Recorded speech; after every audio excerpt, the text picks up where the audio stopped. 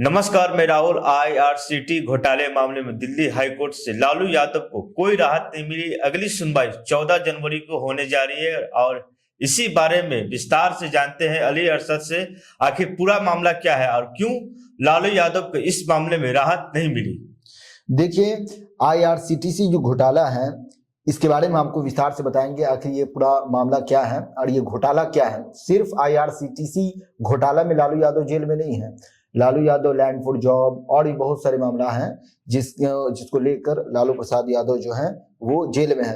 लेकिन 5 जनवरी को आज फैसला होना था सुप्रीम हाई कोर्ट का जो फैसला आया है उसके बाद ये 14 जनवरी को अगली सुनवाई होने जा रही है। आखिर क्या कुछ कहा है हाई कोर्ट ने, इस बारे में हम आपको बताते हैं। देखिए, आईआरसीटीसी घोटाले से जुड़े मामले में बिहार के पूर्व मुख्यमंत्री लालू प्रसाद यादव की याचिका पर आज 5 जनवरी सोमवार को दिल्ली हाई कोर्ट में सुनवाई हुई। आज हो गई।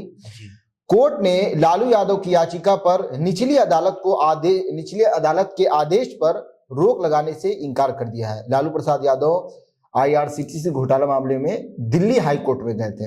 वहां पर उन्होंने याचिका पर निचली अदालत के आदेश पर रोक लगाने से मना कर दिया है। निचली अदालत का जो आदेश था उस पर हाई कोर्ट ने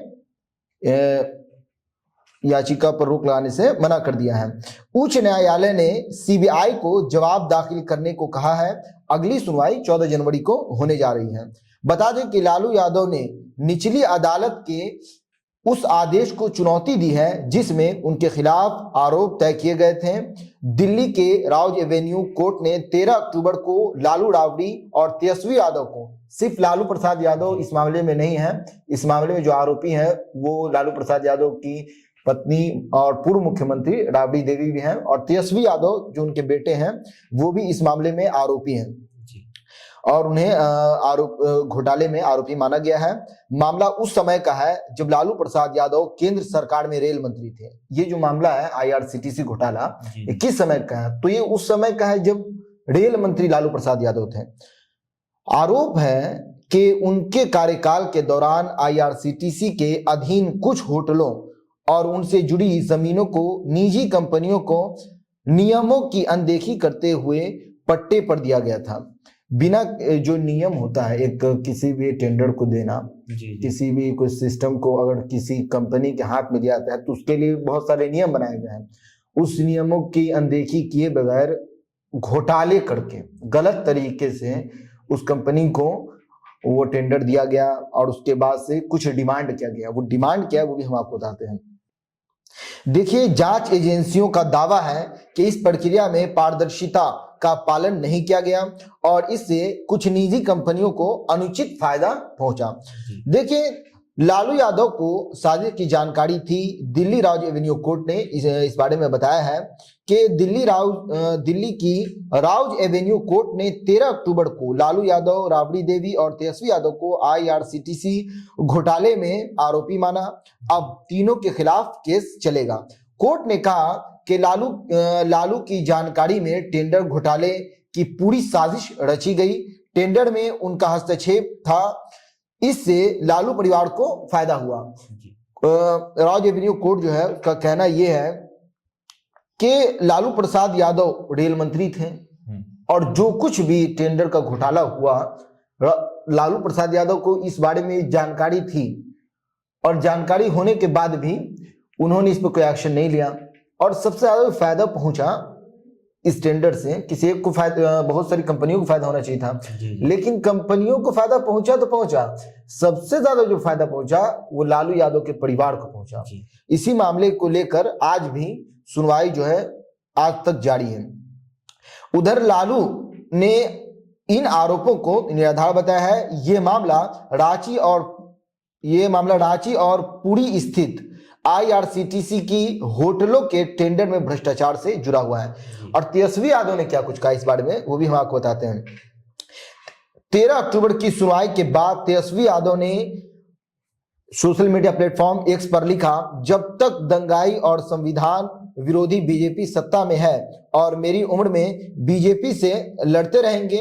1 महीना पहले बिहार आकर गृह मंत्री अमित शाह जी हमें धमकी दे रहे थे कि हमको चुनाव लड़ने लायक नहीं छोड़ेंगे, हम लड़ेंगे और जीतेंगे, हम बिहारी हैं, बिहारी बिहारी से नहीं डरते। और तेजस्वी यादव ने सोशल मीडिया प्लेटफॉर्म पे एक्स पर साझा किया है, उन्होंने पोस्ट लिखा कि बिहार की जनता समझदार है, उन्हें पता है कि क्या चल रहा है, ये सब राजनीतिक प्रतिशोध है, मैं जब तक जिंदा हूं बीजेपी के खिलाफ संघर्ष करता रहूंगा। तो ये साफ है कि तेजस्वी यादव जो है उनका कहना है कि ये जो मामला है ये राजनीतिक प्रतिशोध है, उसका बदला लिया जा रहा है। सत्ता में सरकार है, सरकार चाहती है कि हमारी पार्टी जो है वो और कमजोर होती चली जाए, हमारे ऊपर आरोप लगाकर हमें जेल भेजना चाहती है। और हम IRCTC टेंडर और लैंड फॉर जॉब मामला क्या है वो भी हम आपको बताते हैं। देखिए IRCTC टेंडर और लैंड फॉर जॉब मामला रेलवे में कथित अनियमित नियुक्तियों से जुड़ा हुआ है। आरोप है कि रेलवे में नौकरियों के बदले जमीन ली गई और टेंडर प्रक्रिया में नियमों का उल्लंघन किया गया। ये जो लैंड फॉर जॉब मामला है इसमें यह बताया गया है कि आरोप ये है कि जिस तरह सरकारी नौकरी आज हम लोग देखते हैं कि सरकारी नौकरी के लिए लोग जो हैं बहुत ज्यादा मेहनत करते हैं, एग्जाम निकालते हैं, उसके बाद बड़ी मेहनत से सालों की मेहनत के बाद सरकारी नौकरी लगता है। तो उसी तरह पहले भी सरकारी नौकरी का लोग सपना देखते थे। तो आरोप ये है कि जमीन देकर सरकारी नौकरी मिलती थी। पहले आपको सरकारी नौकरी दे दी जाती थी और पीठ पीछे रिश्वत ली जाती, रिश्वत के तौर पे जमीन ली जाती थी कि आप मुझको 2 कट्ठा जमीन दे दीजिए, आपकी सरकारी नौकरी जो है पक्की है। तो ये मामला आज भी चल रहा है, नौकरियों के बदले जमीन ली गई। देखिए इस मामले में CBI और प्रवर्तन निदेशालय ED की ओर से राबड़ी देवी समेत लालू परिवार के अन्य सदस्यों के खिलाफ जांच जारी है। तो ये जो घोटाला है IRCTC का टाइमलाइन हम बताते हैं। 2005-06 रेल मंत्री रहते हुए लालू यादव पर आरोप है कि कोच बंधुओं को रांची और पुरी के 2 होटल लीज पर दिलवाए, बदले में पटना में 3 एकड़ जमीन ली। 25 फरवरी 2005 कोच ने बेली रोड की जमीन DMCL को 1,47 लाख रुपए में बेची। कीमत जो थी वो 1,93 लाख रुपए थी। 2010-2014 के बीच जमीन लालू परिवार की कंपनी लारा प्रोजेक्ट्स को सिर्फ 65 लाख में ट्रांसफर की गई, जबकि कीमत करोड़ों में थी।